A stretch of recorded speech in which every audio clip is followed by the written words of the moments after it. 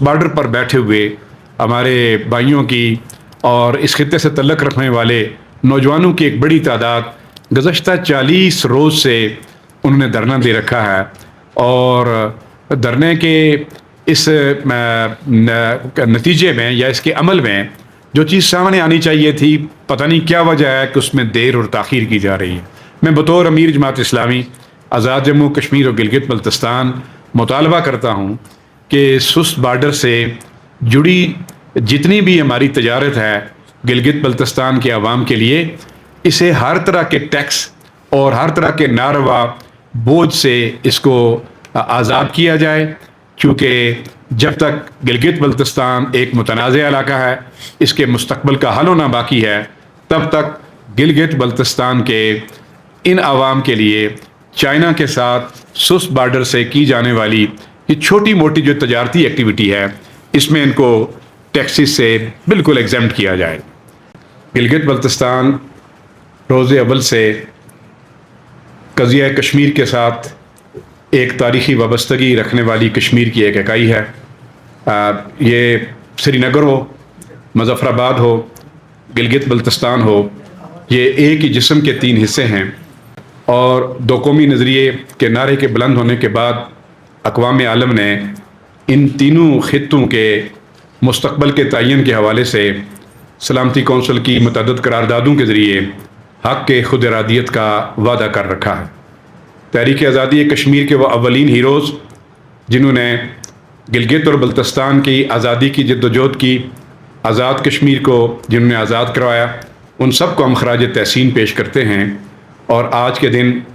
ہم اللہ سے دعا کرتے ہیں کہ رب العالمین ان تینوں خطوں کو حق کے خود ارادیت کے ذریعے اپنے منزل کے تعین کا وہ خوبصورت دن نصیب کر جس کی خاطر لاکھوں لوگوں نے اپنی جانیں دی تھی۔ جماعت اسلامی آزاد جموں کشمیر 1974 میں وجود میں آئی، اور اپنے وجود کے پہلے روز ہی سے اس نے اپنا تنظیمی دائرہ کار آزاد کشمیر کے 10 اضلاع کے ساتھ ساتھ گلگت بلتستان تک بھی بڑھائی رکھا، اور 1974 سے لے کر تاحال اپنی تنظیمی، دعوتی، تربیتی اور سیاسی سرگرمیاں آزاد کشمیر اور گلگت بلتستان میں ایک بڑے متناسب اور عادلانہ نظام کے ساتھ اس کو جاری رکھے ہوئے۔ یہ ہمارے لیے فخر کی بات ہے کہ ہم آزاد کشمیر بیس کیمپ کی واحد جماعت ہیں کہ جس نے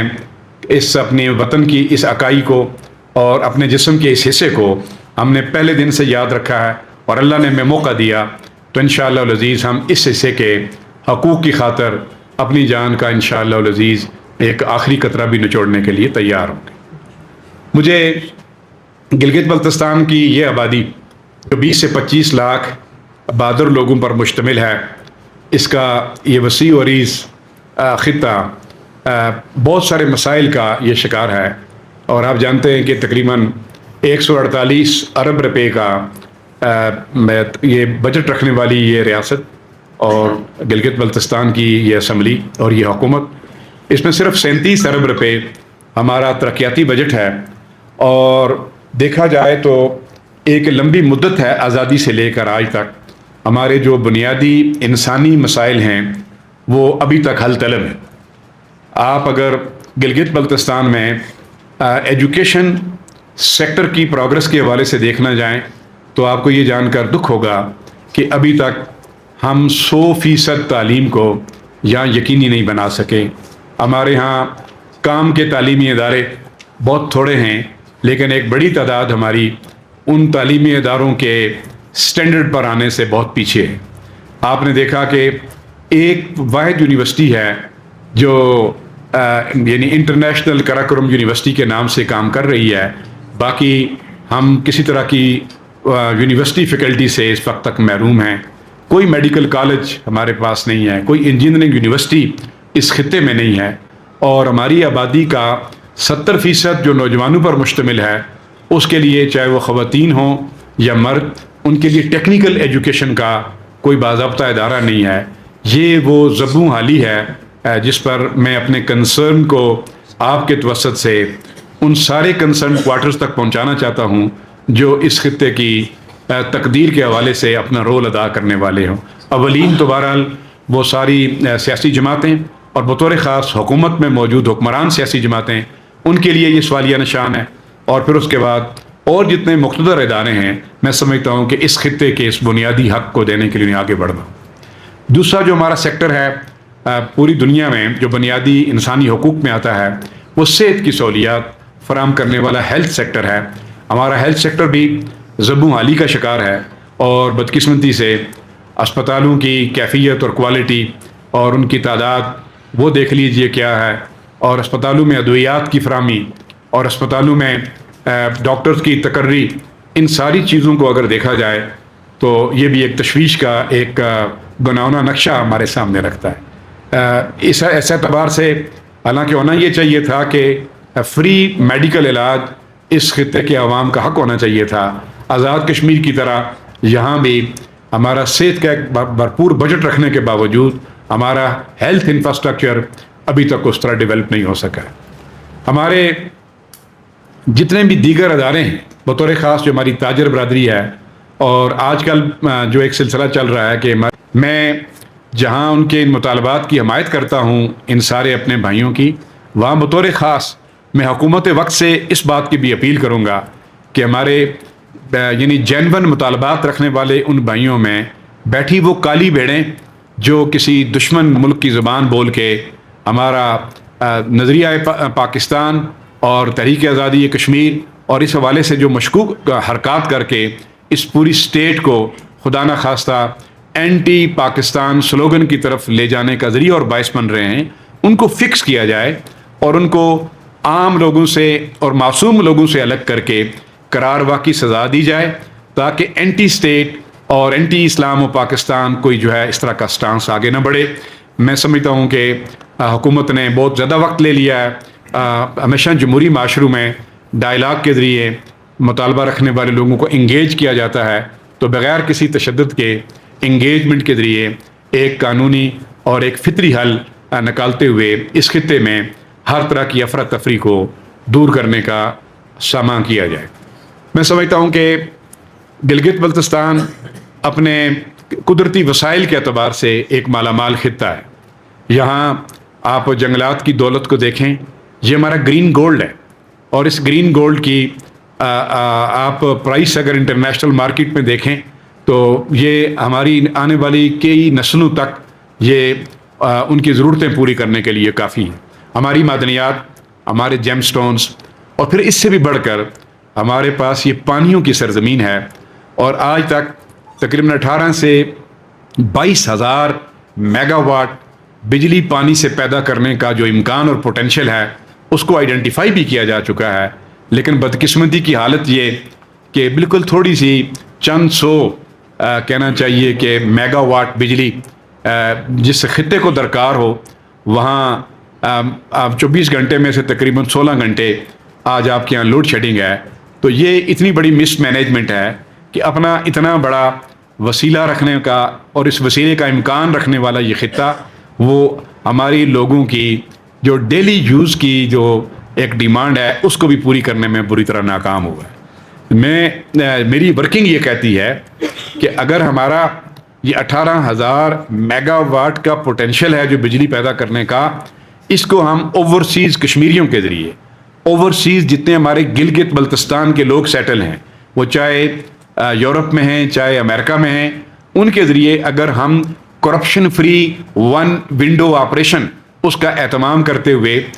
پرائیویٹ انویسٹرز کو اجازت دیں، تو ہم آنے والے 10-15 سالوں میں یہ 18,000 میگا واٹ کا جو ہمارا پوٹینشیل ہے اس کو ایکسپلائٹ کرتے ہوئے اتنی بجلی پیدا کر سکتے ہیں۔ ہماری اگر چند 100 میگا واٹ کی ضرورت ہے بجلی کی، ہم پورا 2,000 میگا واٹ اپنے پاس رکھیں اور اپنے عوام کو فری دیں، اور باقی 16,000 میگا واٹ بجلی ہم اگر موجودہ جو نرخ ہیں بجلی کے اس پہ بیچیں، تو یہ تقریباً 1,000 سے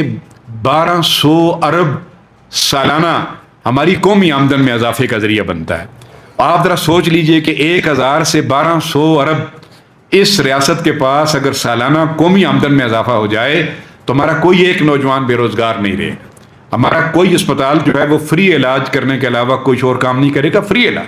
ہمارے بچوں کو اور بیٹیوں کو فری ایجوکیشن مل جائے گی، ہمارا روڈ انفراسٹرکچر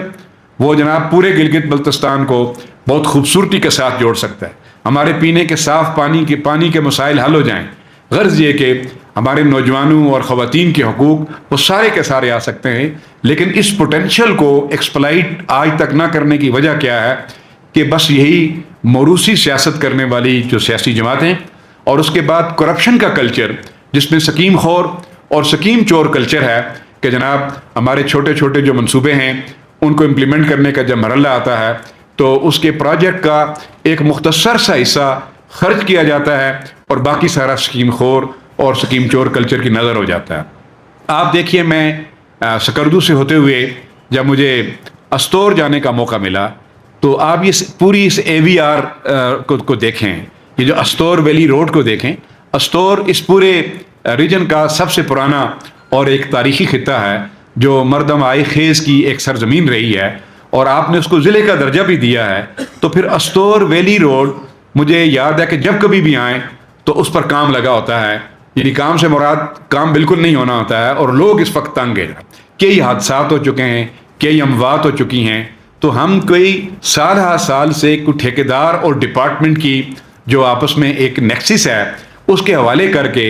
ہماری یہ شاہراہیں جو صرف عوام ہی کو سہولت نہیں دیتی روڈ انفراسٹرکچر کے حوالے سے بلکہ ڈیفنس پوائنٹ آف ویو سے بھی جن کی ایک اہمیت ہے اس پر ہم کوئی پیش قدمی نہیں کر سکے. مجھے بہت حیرت ہوئی کہ استور کو جب آپ نے ڈسٹرکٹ ہیڈ کوارٹر کا درجہ دیا ہے تو استور کے ڈسٹرکٹ ہیڈ کوارٹر کی بیوٹیفیکیشن کا جو پروجیکٹ تھا, سنا تھا کہ اس میں کچھ کروڑ روپے رکھے گئے ہیں. مجھے ایک گلاب کا پھول اور ایک رنگین اینٹ بھی استور کے اس ضلعی ہیڈ کوارٹر پر لگی ہوئی نظر نہیں آئی ہے. یہ مس مینجمنٹ کا اور یہ بیڈ گورننس کا منہ بولتا ثبوت ہے کہ اگر آپ ضلعی ہیڈ کوارٹر پر انفراسٹرکچر فراہم کرنے کے حوالے سے یہ کر رہے ہوں گے تو دور افتادہ لوگ جو ڈیپتھ میں پائے جاتے ہیں اور جو علاقے ہمارے تو وہاں ڈیولپمنٹ کے سیکٹر کے حوالے سے آپ کی پیش رفت کیا ہوگی اور کیسی ہوگی. اسی طرح میرا مطالبہ ہے کہ جناب آپ نے سی پیک کا ایک بہت اچھا پروجیکٹ چائنا کے ساتھ آپ نے کلب کیا ہے اور سچی بات یہ ہے کہ سی پیک اس ہمارے پورے ریجن کی تقدیر بدلنے والا ہے اور بالخصوص چائنا کو لنک کرنے والا ہمارا یہ راستہ جس کا نام گلگت بلتستان ہے, اس کو اس کا میکسیمم فائدہ پہنچنا چاہیے اور اس کو میکسیمم بینیفٹ پہنچانے کا اس کے علاوہ کوئی اور حل نہیں کہ جو MM منصوبہ ہے کہ وہ میرپور, مظفر آباد اور مانسیرا ایکسپریس وے جو اس پورے کے پورے سی پیک کا حصہ ہے اس کو وادی نیلم سے کنیکٹ کرتے ہوئے پھر شونٹر ٹنل کے ذریعے آپ استور اور جناب یہ منی مرگ کے راستوں سے گزارتے ہوئے چائنا گزرے گا تو ہماری حالت بدل جائے گی انشاءاللہ العزیز. ہمارے ہاں ہر اعتبار کے جاب کی اپرچونٹیز پیدا ہوں گی, زمینوں کی قیمتیں بڑھیں گی اور اس سے بڑھ کر جو فائدہ ہے وہ یہ کہ آزاد کشمیر اور گلگت بلتستان کی کنیکٹیوٹی اتنی مزیدار ہو جائے گی کہ آپ یہ جو 16 گھنٹے کا سفر کرتے ہیں اتنی لمبی مسافت سے آپ کی جان چھوٹ جائے گی. میں سمجھتا ہوں کہ گلگت بلتستان کی حکومت اور آزاد کشمیر کی حکومت کو اس شونٹر ٹنل کے حوالے سے کوئی ایک جائنٹ وینچر کرتے ہوئے اس فاصلے کو جلد از جلد پاٹنے کی کوشش کرنی چاہیے. اور حکومت پاکستان سے میرا مطالبہ ہے کہ جناب سی پیک کا یہ پورشن جو آزاد کشمیر اور گلگت بلتستان سے ہوتا ہوا چائنا کو بناتا ہے اس پر ترجیح بنیادوں پر کام کیا جائے. مجھے امید ہے کہ انشاءاللہ العزیز آپ کے توسط سے جو آپ میڈیا انفلوئنسر یہاں موجود ہیں اور میرے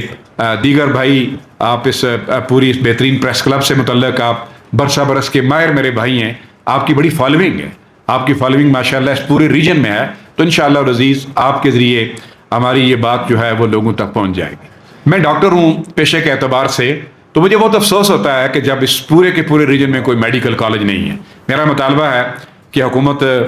گلگت بلتستان اس ریجن کو میڈیکل کالج دے. میڈیکل کالج کے ذریعے پروفیسرز آتے ہیں اور ہماری آپ کو جو ڈائگنوسٹک فیسلٹیز آتی ہیں, ہماری ڈائگنوسس کی کوالٹی بہتر ہوتی ہے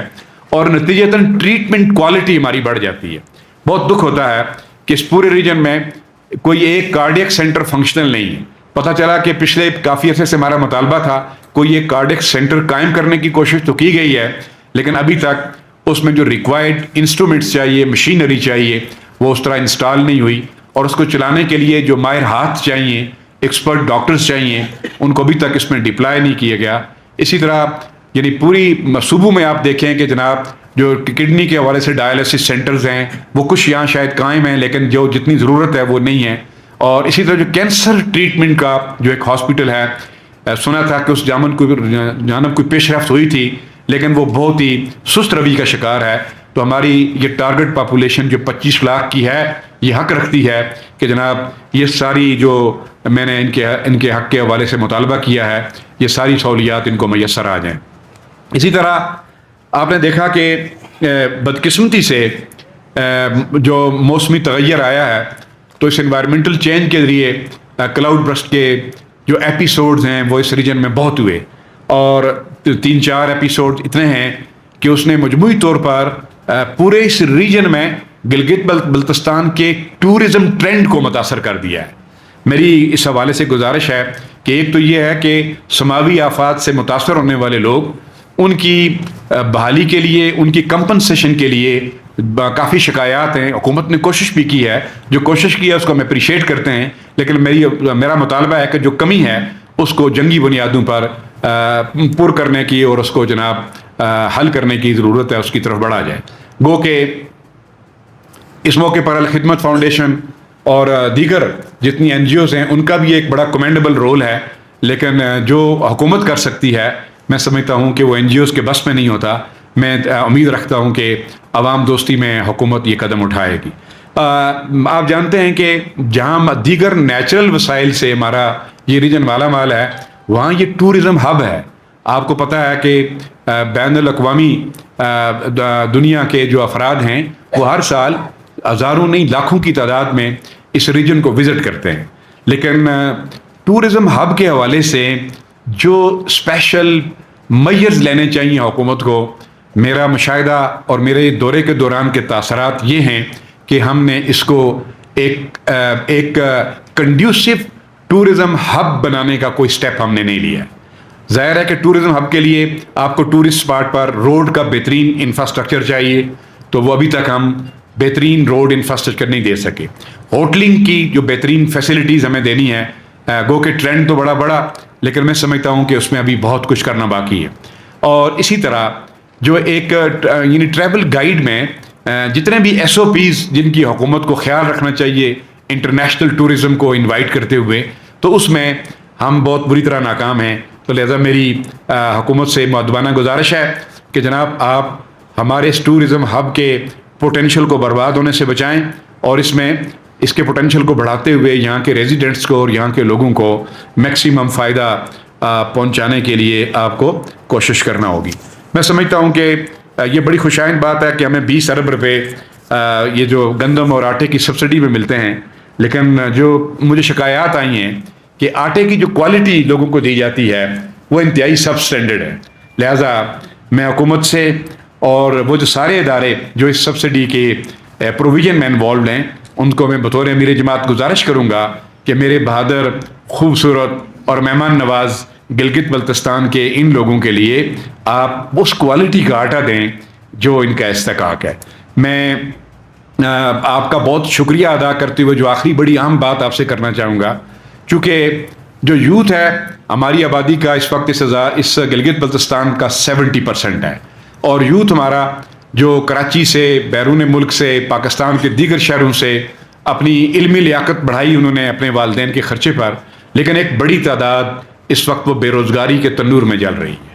ان کی ان امپلائمنٹ کو اور بے روزگاری کو دور کرنے کے لیے